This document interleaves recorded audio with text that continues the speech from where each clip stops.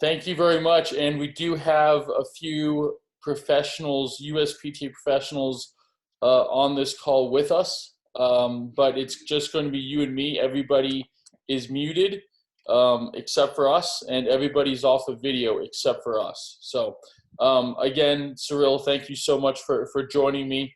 I do appreciate it. I hope you and your family are safe and sound. How are they?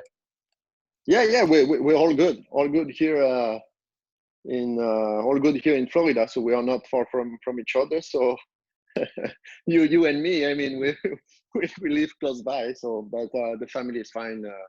So we stayed home, as much as possible, and we're still, paying a lot of attention, all these details, when we are going out. So yeah. Right. Yeah. It's kind of funny. I mean, we live about 15 minutes away from each other, but I feel like we're so far apart here. It is good though. This is my first interview with Seth Consulting, and it's kind of ironic that it's with you because you are actually the last coach that I saw before we had to go into lockdown, because we had a nice lunch in Delray Beach, and so you were really the last coach that I had contact with before all this happened, and now you're kind of the first again. So it all goes great. full circle. So yeah, excellent. Great to have you. A little bit of background on you for everyone that's listening. Cyril Saulnier, former top 50 ATP professional from France, and is now a WTA Tour and ATP Tour touring coach, and you are also a program director at Tenium. Did I get that correct? Yeah, that's correct. Yeah, that's correct. Tenium Tennis Academy, which is based at the beautiful Boca West Country Club. So again, it's so great to see your face again. It feels like it's been forever. It really has, but it's only been about 6 weeks. So real quick, before we get into all the juicy stuff that we're going to talk about, I always talk to coaches and pros about first impressions. And so I would like to share my first impression of you, and then I would like you to give me your first impression of me, and then we'll kind of go into the interview. Sound good? Sounds good. Fantastic. Yep.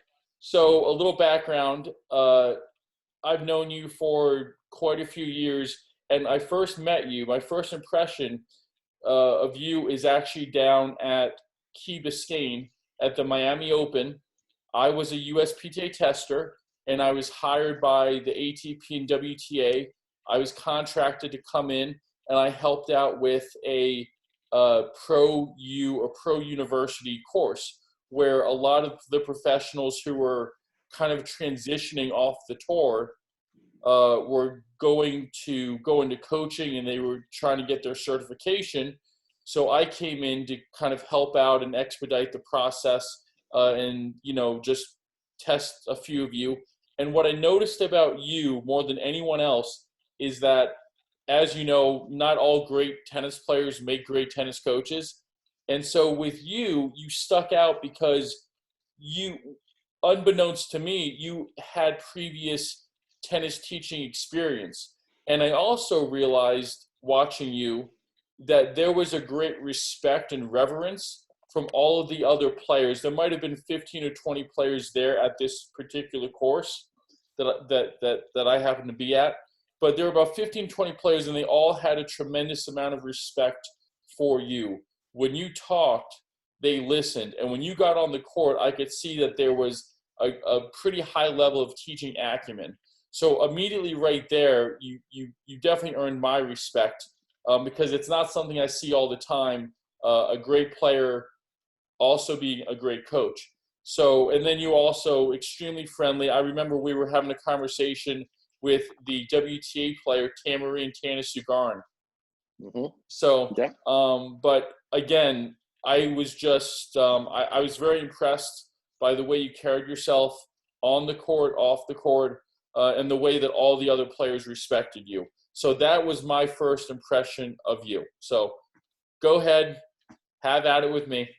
Yeah, as you as you said, that was our first time we met over there in Miami at this course, and I'm always curious, to learn whatever different things. And what I noticed first on you, I said like, oh wow, there's a big guy coming, and then okay, so let's see what we can get, because it's, as you said, it's sometimes you can, whatever, when you're like former player, whatever, you say someone's coming and gonna give you some advice about teaching experience and this and that. So you said like, okay, so yeah, we'll see. Sometimes you think that, oh, what can I learn? But in my way, I always like think that you can get like good advice from anyone, and especially from you. I was really surprised about how knowledgeable you are, and how you can really transmit the message of that was always like really really clear. And I find that really impressive. And your experience, your passion about tennis, and I find that like really really great, because as in this industry you can see like all kind of different coaches, different kind of level, and sometimes you don't really know what you're going to get. But I was really really impressed about you as of course I will say first tennis coach, but then as we starting like knowing each other like way more, and as a human being, and I think I can say like a good friend now, and we always have great time when we're spending time together, and having a good lunch. So that's always fantastic. And I always like heard a lot of good things about you as well when I talk with anyone in this industry, and saying, oh, do you know Kyle? Oh yes, of course I know Kyle, and this, and oh wow, what a great guy, how committed he is on this job, and how much you want to share, how much is helpful. And I think it's all this criteria, I think that are the one that really who you are. So excellent. Thank you so much for that. It really does mean a lot. You touched on something earlier about learning, right? And I think for a lot of people that don't maybe understand playing or even coaching, especially tour coaching, I always like to tell coaches, to be a tour coach, you have to be willing to listen, but you also have to be willing to learn. So how much of being a tour coach is putting your ego aside and being able to open up to other experiences, other coaches, other facets of learning? I think it's always difficult, but I always like be part of myself of saying like, okay, so I know probably a lot of things, in tennis, as a player first, and then, as now many years as a coach. But there's always a way, that you can be more expert in a certain way, or things that you probably like never went deep into, that can really help to solve like any issue you can get in your coaching, or you getting better as providing the right message at a certain time. But it's never, I would say, easy being on the tour and able to share whatever experience with any other coaches. There's some of them that it's much easier if you are a friend with, or that they know you for a little while, then you can start sharing or whatever, asking questions, but there's always this a little bit of competition, it's so I got like things that I don't want to like share much with you. So that's always the feeling I got, because it's at the end of the day, it's how my player is going to perform. And if I know things better than you, then at a certain point I'm going to keep it for me. And but I would say I see a lot of like improvement in a certain way, like years after years, that I think players get more friendly between each other, and I think as well, like coaches are becoming as well more friendly and can share easily, different experience they have, and even sometimes talking about different topic, what issue we can get with our players or different situation, and then whatever we can get some advice, and sometimes all those advices can open our eyes, and we can also like get better as a coach, as a human being, and make our player improve, and also ourselves getting better. Nice. Now, you mentioned about the sharing, and that's one thing I've noticed that is a big difference between the American culture and even the European culture, specifically Spanish. And I don't know if it's this way too in France. I know obviously you grew up in the French system and you're also a French national coach. But I know in Spain, they really do share the older coaches to the younger coaches and the older players to the younger players. And so there is a best practices system that is continuous throughout the generations. Is it the same way in France? And how do you think that's different than here in America? So that's funny that you're, pointing this right now. So this morning I had a practice with so my player, and we were like sharing the court with another player and another coach. So the other coach is Luis, so I don't remember his name, but anyway, great guy. It's not American, and we were talking about that, how often you can see at the junior level players playing with different players. I'm not saying about playing matches, match play. I'm playing about sharing like a training, have a good tennis training session, and then be able to share whatever different exercises. Can we do this or this? So this is the discussion we have in terms of, like we said, like I think like European are probably in a certain way a bit more cooperative between each other.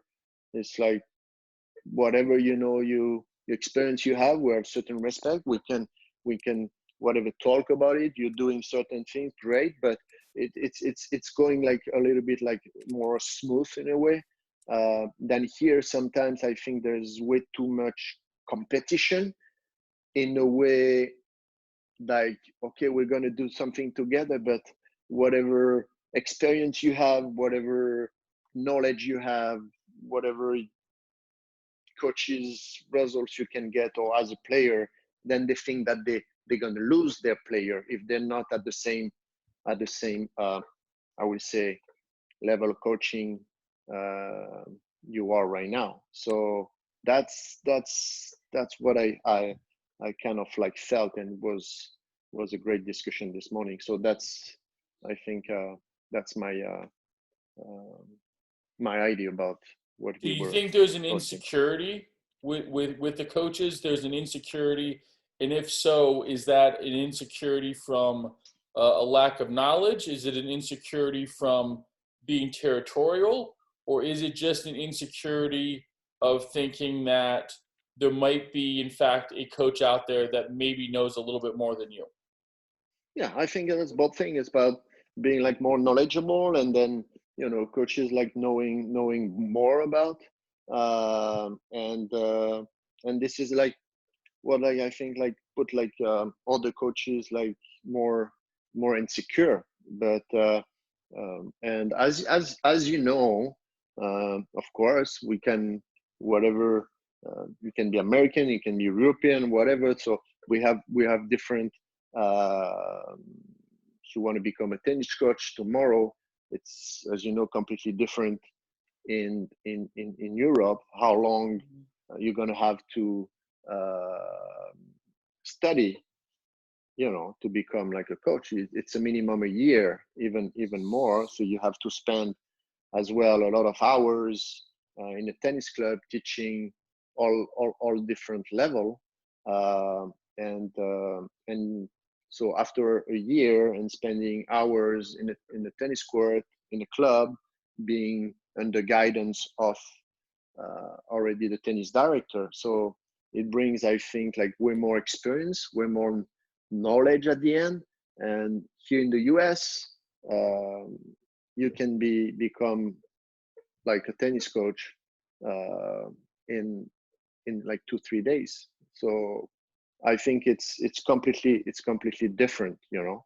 So that's might be, you know, why we can see a lot of insecurity here, and that's why I said it, you know, in the previously about the competition between certain coaches being scared, you know, to lose their players because, oh, if I'm gonna go on the court and with this coach and whatever training is going to be going, then you know, he might know more. Like my player can be maybe at one point more interesting about what he's going to say, and it can alert me. You say like, oh wow, this one can be better than the one I have, and they're gonna lose their client. So that's what I got from my Right. experience from like So, here in the US. so that's a fair point, and that's something that I know USPTA and USTA are going to change in 2021.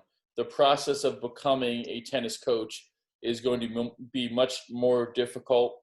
It'll be a lot different than it is now, where they come in and Okay. you're right, after 2 days, 1 day or 2 days, they can become a certified coach.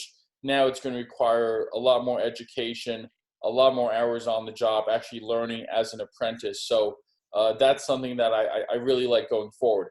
So as mentioned earlier, you are from France. Can you give the listeners a little bit of a background on your playing history as far as where you grew up, what age you started, how you kind of got into the high level and even professional ranks? Is it something that you knew you were going to go into at the age of 15, 16?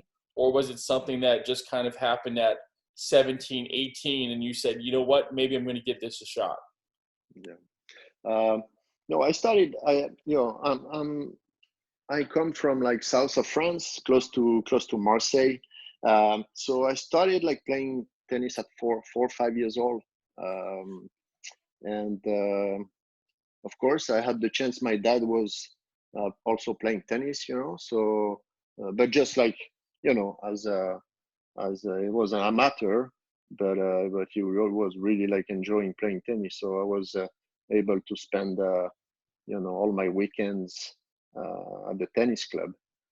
So that's the way I started like playing tennis, and yeah, I was playing soccer as well for a long period of time, and I was able to manage like tennis, soccer, and of course a school until I will say 17, where I had to decide between tennis and um, and soccer, and my heart was more on the tennis side, so I picked tennis. But I was good as well in soccer, so but never came to my mind to become a pro at a younger age. I was really loving, you know, the tennis, soccer. I was doing good as well, so my heart was balanced between both. But yeah, tennis became, I think, my passion, and afterwards, I think at 17, I was playing. What's important to know, it's I was playing every summer, starting like 11, 12 years old. I was playing all the tournaments in South of France, as we have a lot of the tournaments in the summer. Um and I was doing pretty good. Like every year, I was like doing great performance, and my ranking was going up. So until, yeah, 17, I was going up every year, and we had I had a talk with my parents, saying like, oh, I really, you know, doing good as a player, tennis player, and I like to make a try to just like go for 2-3 years and see after getting my baccalaureate, to see, you know, where I can go in tennis. So parents say, okay, fair deal, get your baccalaureate, and then for 2-3 years you can play tennis. and you'll see. But after I didn't get my baccalaureate, I stopped before because I had, I don't know, I had this in myself. I really wanted to go and play tennis. Is So I that started something that like, you regret? no, absolutely not, Okay. absolutely not. So because starting 17, I started like playing every day, tennis, fitness. What do you think the key was to your development as a junior to get you to that level to turn pro? Um, I think with the coach. Honestly, the coach I had the same coach from the beginning, from 4 to 5 until 19 years old. So was the same coach, Edmond. His name is Edmond Gracian in south of France, and it was never about like too much like tournaments, too much about like ranking, too much about getting better than the other one, because I was behind, in my ages, compared to other players. So I just did what I had to do. I developed my game and was getting better technically, stronger physically, and I think this is what I think made me become like a good tennis player. But same thing, you're getting into a situation at 17 when your body is not ready. You start like playing every day. You start doing fitness, and your body is not ready. So you're getting some injuries. So I had some like the first two years were difficult because I had like tough injuries. I had to stop, and then but then when I put everything together, I think I started like really my ranking going up, starting like 19, and I think I'm really proud of the path of where Nice. So you what I had the did. same coach your whole junior career? Yes, until 19, I had the Oh, same, the oh. same, the same, the same coach. The That's same not coach. loyalty that we Yeah. see at the Boca Raton tennis academies, is it? Yeah, I mean, not only at the Boca Raton Tennis Academy, but I Yeah. think in this in our Yeah. industry, like here, it's something like something like really difficult. Where Sure. I think parents, players, are looking for the magic, to come from somewhere. But Yeah. I still this is haven't not found how that it magic. works. Yeah, me as Yeah. well. So Yeah. I know. I know. that's how it is. So who's a better soccer player, you or Sebastian Grosjean? Uh-huh. Different. Sebastian is way faster Yes. Yes, he than is. me. Uh, Much I faster will than me, say, for sure. yeah, I will say probably I'm probably like more technical, but Okay. we Okay. had some great. We teamed together like a couple of times when we played, and we really enjoyed like playing together. So that's Excellent. always fun. Excellent. So I want to go into a little bit of your background. Obviously, playing on tour for the years that you did, um, good results. You had a very good career. But I want to know what got you into the coaching. Was it just a natural progression, or is it something that you really wanted to do? Or is it something that you kind of said, you know what, I've been around tennis my whole life. Maybe it's try to do something different, and it just kind of sucked you back in? What was it that got you into the coaching? It came to my mind at one point to really like when I was about to stop my tennis career, to do something like completely different. Um, but I think it's because I really love the game, really love the tennis. It's been like playing tennis and being like surrounding by tennis player and all that, all my childhood, and for more than 30 years. So I think it's part of me, and it came to my mind, say like, okay, I'm gonna get all my certificates. I want to make sure that I have the right education, and be able to teach at any level, and then I'll go for it, because I want to share my experience. I think I had a different path, to become, a top 50 player. That at the beginning was a bit unusual, the path I had, because every other guys, especially in France, they were coming from the federation, and they were the best players, the best junior, and the best junior. They were being helped by the federation, and they were following that path from junior to pro. And myself was completely different. As I said, I never played any junior tournament, any slams, any ITF. I was just playing local tournament in south of France. So I was just doing my things, in south of France, and then I think I catch up everyone, and even I became like the number one of my ages, Wow, So that's very impressive. What would you say are two of your key coaching principles? When you're a coach, when you get on the court, what are the two things that you just absolutely have to have with your players? Two coaching principles. I will say number one, I want my player to be committed. That's the commitment, number one. I want to see this, and the discipline. I think that's the two things for me who are which are very, very important. Whenever you step on the court, it's the key.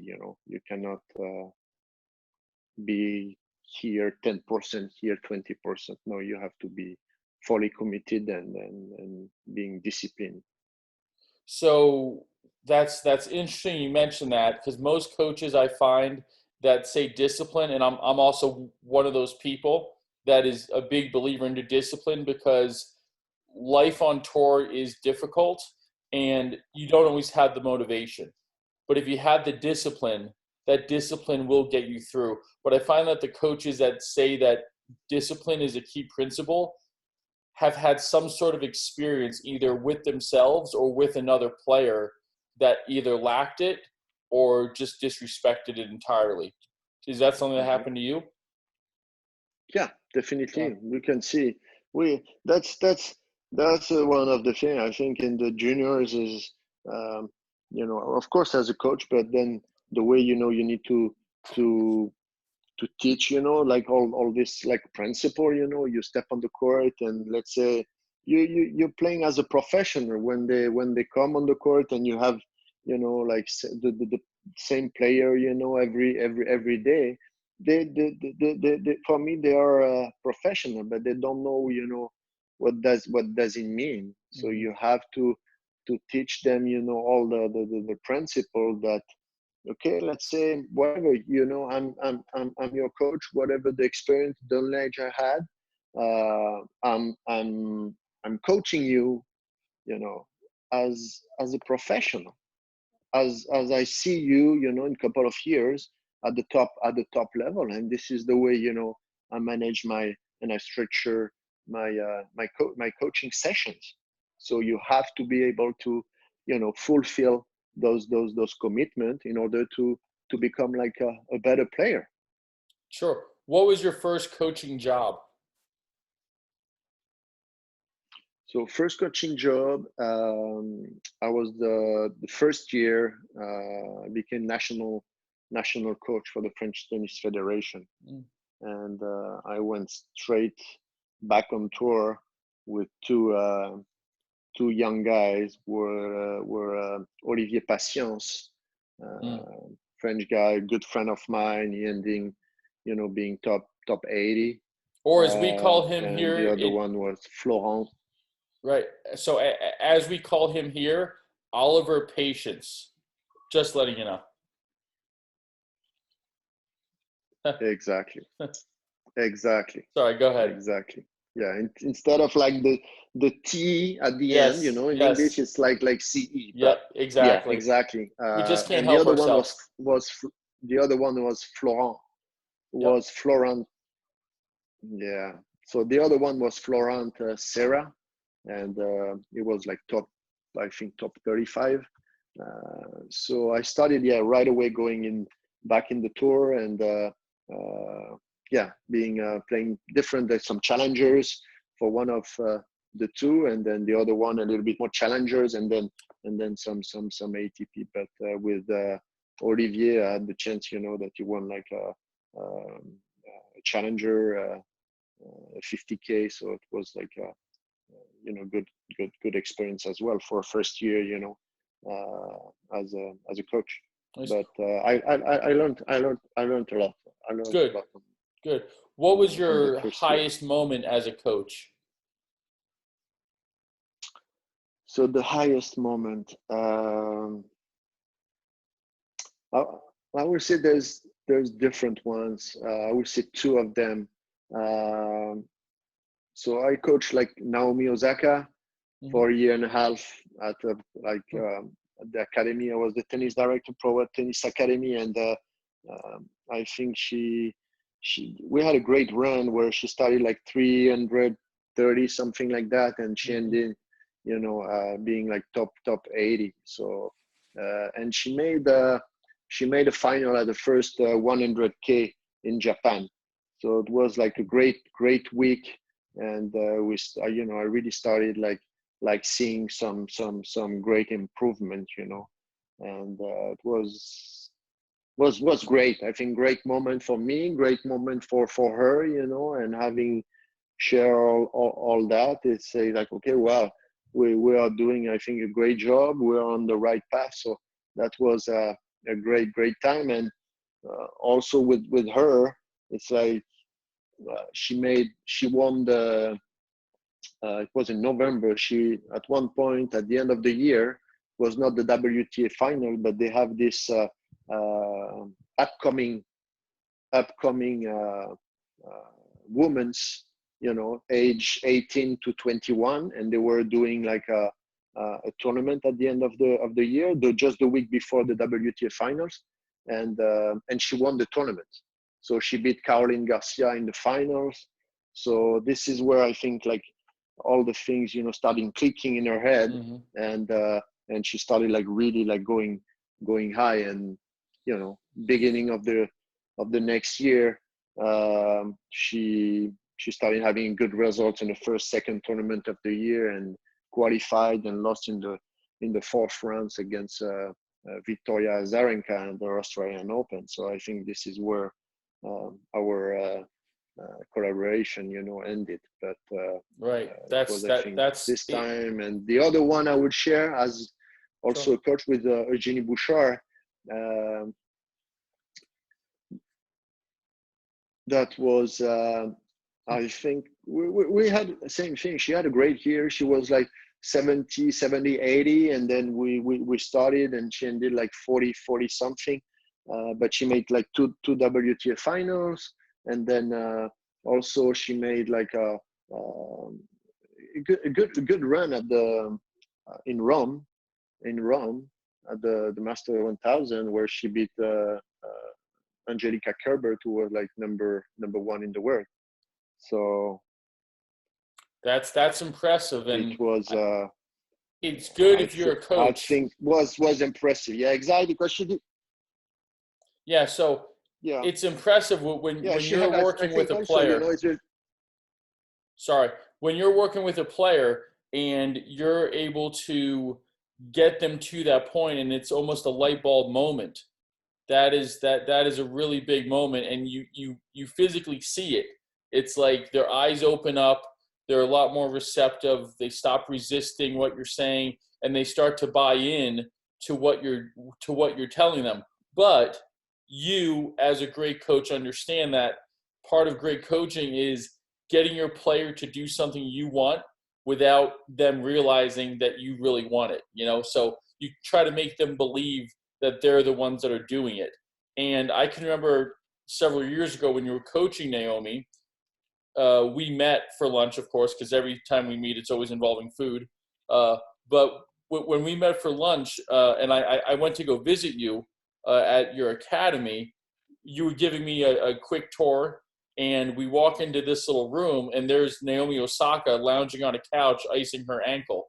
So I can confirm that you definitely worked with Naomi Osaka, and you did wonders for her game. So that's a credit to you. I know you also mentioned Bouchard. You also have some experience with Sophia Kenin and also with Bianca Andreescu. So working with all of those players, what's the most important lesson you learned from working with all of those players? I would say if I, like Naomi Osaka, and I take like Sonia Kenin, she was like younger, but Yeah. I help her a lot, and also Andreescu. I think they were like they like competition. They like to compete. That's something like amazing. They were, I think, never scared. About like stepping on the court, and whoever was in front of on the other side of the net, they were never scared. So this, I think, it's a big asset for them, and as we can see today, they're able to really control their emotion, and we saw like Sofia, we saw Naomi, and also we saw like Andreescu, the way they're able to play, the way they're able to handle the pressure, and dealing with their emotions and all that. So I think this was the biggest I would say strengths they had. Excellent. I love that. What would be the one piece of advice that you would give yourself as an 18-year-old? What you know now, everything that you've learned, everything you know now, what's the one piece of advice you would give yourself as an 18-year-old player? I would say the most important is to be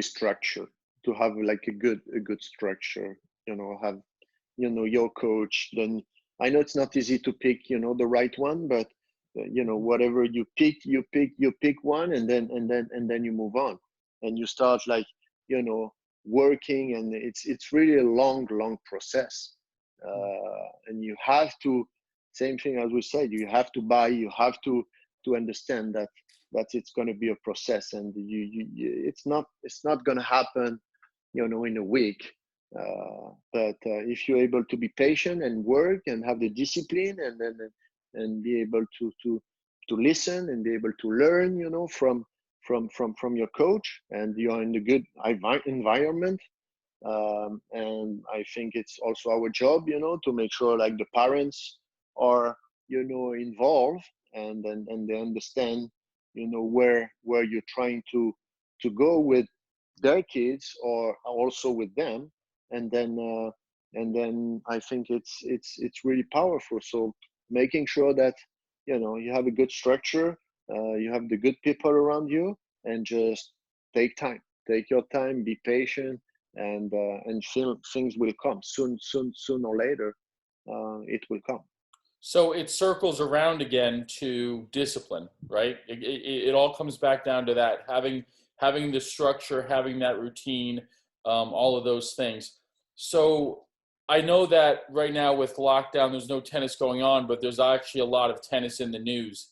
And that tennis is, the ATP WTA merger. What do you think about that? Is that a good thing? Is it a bad thing? What are your thoughts? My thoughts are, I think it's a good thing. I think it's a good thing, if tennis can become, I will say, even more like powerful, with the combining ATP and WTA, and making sure, we, things can help, the tennis itself. I think, the WTA and the women's, that when tournaments started to be combined, I think it helped a lot the tennis and the women's, but I think it was a good thing, and now it's just a matter of to see how things can work together, and if it comes to the point where everything like merged, then probably it's going to be, I don't know, a new system, in a way that people who are at the head of the ATP and the WTA probably are gonna come just one person. Like maybe having a commissioner like we have there's in the NBA or things like that, and maybe things gonna start to be better. So I think it's if all the players, all the top guys, as these things came from Roger, and things can move. It's gonna take a while, but we'll see if there's a way to make this happen. But I'm honestly optimistic. Good. I am too. I think it would be good for the game. And I think anything we can do to grow the game, to make it more popular, to make it more powerful, I'm all for it. If you were commissioner, what's the first thing you would do for tennis? Scary thought, I know. Yeah, it's not scary thought. I think it's No? what I will say. It's I think we need to make sure that more players can live from the sport, can have like a better life. So what I'm saying about that, it's I think we have to get like more prize money for lower ranked player, because it's a really like tough sport. And when you're I would say 200 in a world, 300 in a world, or even like 400, I think you wanna be able to live from your sport, because there's so much like investment, efforts, sacrifice to become, I would say, a 400 player in the world, 300 or 200 or 100. So you need to get like rewarded, about that. Sure. And I think like right now it's not the case. So it's kind of, for me, I will say sad, even if like the prize money like increased like tremendously, the last like 10 years.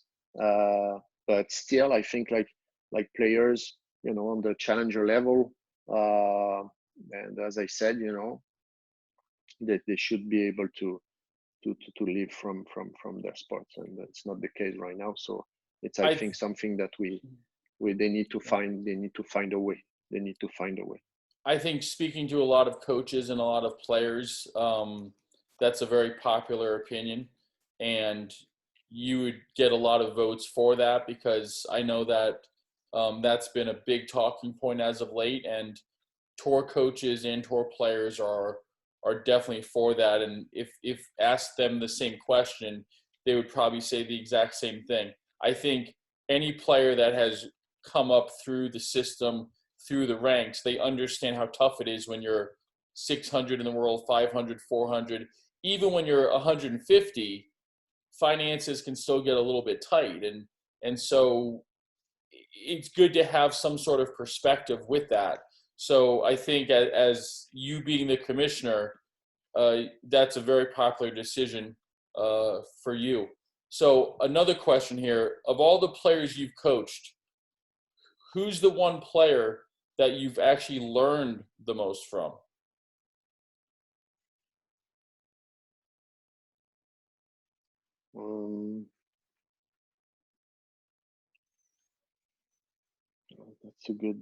That's a good question. It is. Yes.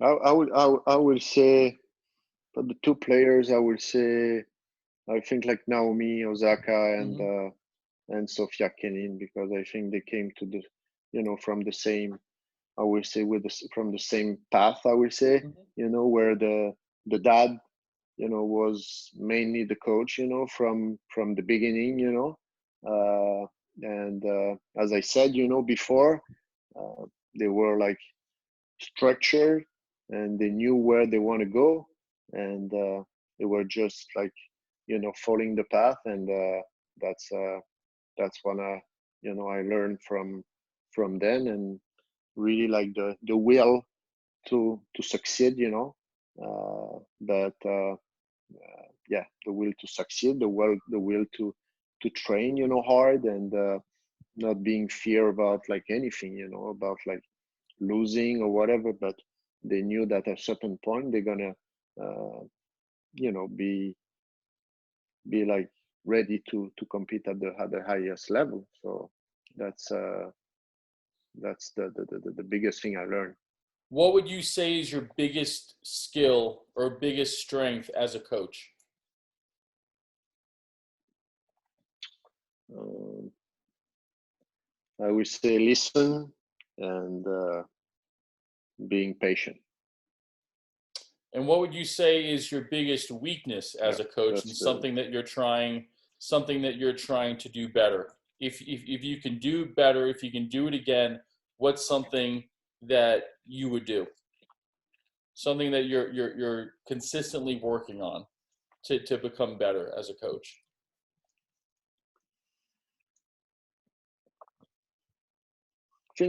I would say probably to be like always a little bit more, I would say, open to get, advices from others. Even I would say probably like, yeah, I mean, we have to be able to listen like always way more to our players. It's sometimes you know, we don't maybe like listen enough, but they are sending like message, and we have to, go deep and trying to find out what does it mean exactly. So that's probably yeah, the two things. Okay, very good. There's obviously a little bit of vulnerability in that question and in that answer, but I think it's important to do a little bit of self-reflection. So when we talk about listening to our players, I always like to say we have two ears and one mouth, so we should be listening twice as much as we're talking. But I think that's a very good open answer from you, and I think it's something that a lot of coaches struggle with because they have the experience, they have the knowledge. They can be quite dogmatic in their approach where I know everything, do it this way, just listen to me, and the players have very little input. And I think Yeah, at some point when you get to a certain level of player, that no longer works. I think at an early stage developmental level, it's fine. But as that player starts getting better and better and they get more experience, it can be a very slippery slope. So I props to you totally for, agree. yeah, I yeah. totally agree on that, and I think it's what we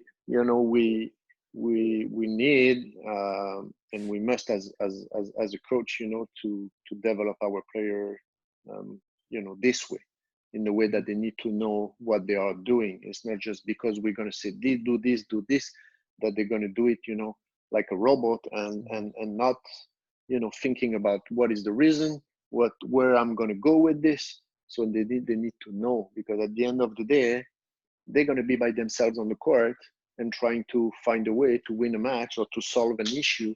And if they're not capable of, you know, understanding and analyzing, and assessing themselves, then as you said, can work at a really young age when you format like players and have, experience on that to give me like right now I have an idea about that.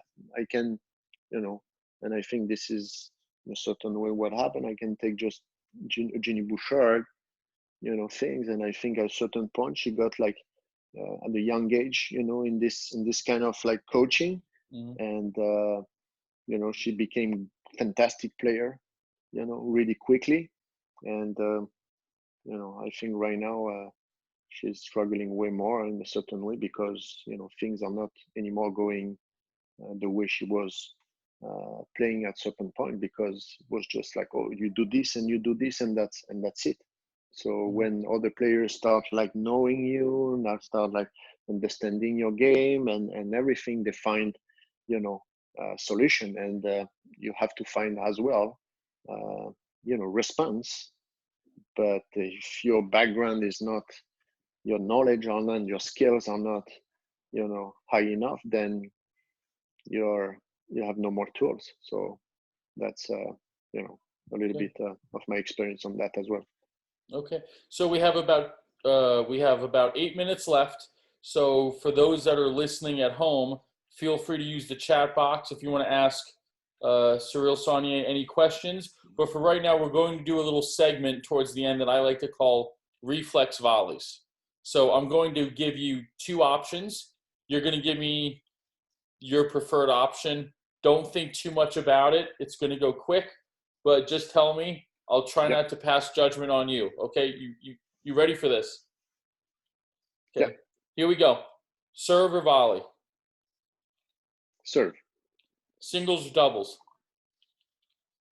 Singles. Smash, drop shot? Drop shot.